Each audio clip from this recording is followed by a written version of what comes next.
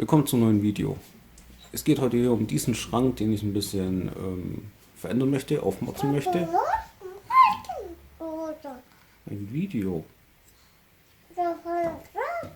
von dem Schrank hier.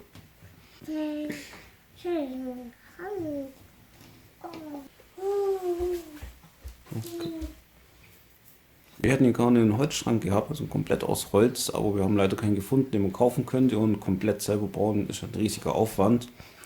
Was wir dann gefunden haben, war die Vitrine hier, was unseren Vorstellungen relativ nahe kommt, aber leider hat die hier Glas und Glas und ein kleines Kind ist keine gute Mischung. Deswegen habe ich vorab schon mal auf die Innenseite so eine Sicherheitsfolie geklebt, nur falls das Glas bricht, dass dann keine Schrauben herumfliegen oder herumliegen. Oder ich habe auch die Hoffnung, falls das Glas bricht, dass die Schrauben dann einfach an Ort und Stelle bleiben. Und der Schrank war kostenlos. Jetzt hätten wir gerne die Optik in etwa von der Rückwand auch außen. Und dafür habe ich dann schon mal ein paar Sachen vorbereitet. Oh, halt nicht.